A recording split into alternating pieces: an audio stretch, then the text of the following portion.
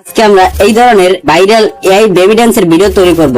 আপনি যদি ইউটিউবে গিয়ে এআই বেবি ডান্সের ভিডিও টিউটোরিয়াল লিখে সার্চ করেন তাহলে হাজারো ভিডিও পাবেন, যেখানে আপনাকে কিলিং এআই থেকে কিভাবে ভিডিও তৈরি করবেন সেটা শেখানো হয়। কিন্তু কিলিং এআই তে আপনি প্রথম সাইন আপে 166 ক্রেডিট পাবেন, যেখান থেকে আপনি 10 সেকেন্ডের সর্বোচ্চ একটা ভিডিও তৈরি করতে পারবেন আর 5 সেকেন্ডের সর্বোচ্চ 2 থেকে 3টে ভিডিও একদম ফ্রিতে তৈরি করতে পারবেন। কিন্তু আজকে আমরা এমন একটি মেথড শিখবো যেখানে আমরা একদম ফ্রিতে আনলিমিটেড ভিডিও তৈরি করতে পারবো।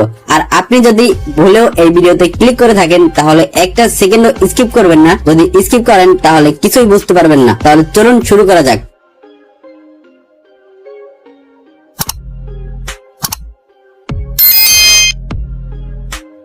এই ধরনের ভিডিও তৈরি করার জন্য সর্বপ্রথম আমাদের একটা ইমেজ জেনারেট করতে হবে, আর যে ইমেজটা এই ধরনের হতে হবে।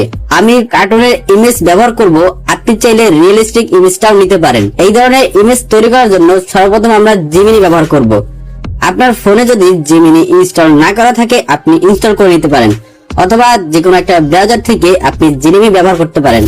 আজকে আমি আপনাদেরকে ব্রাউজার থেকে জেমিনি ইউজ করে দেখাবো। ওকে, তো গুগলে গিয়ে এখন আমি এখানে জেমিনি লিখে সার্চ করে দিব। এরপরে জেমিনিতে ক্লিক করে দিব। এখানে আসার পরে এখান থেকে ন্যানো ব্যানানাতে ক্লিক করে দিব। এরপরে এখানে প্লাস আইকনে ক্লিক করে দিব। এরপরে ফটো অপশন থেকে একটা ছবি অ্যাড করতে হবে। আমি এই ছবিটা গুগল থেকে ডাউনলোড করছি।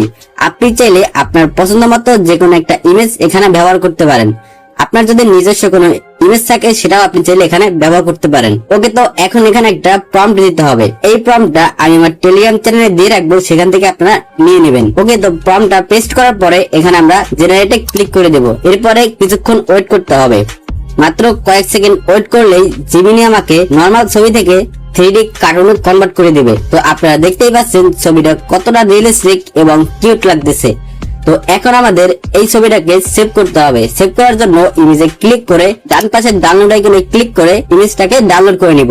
ওকে, তো এখন আমাদের ভিডিও জেনারেট করতে হবে। ভিডিও জেনারেট করার জন্য আমরা আজকে নতুন একটা টুল ব্যবহার করব, তার নাম হলো মেটা এআই।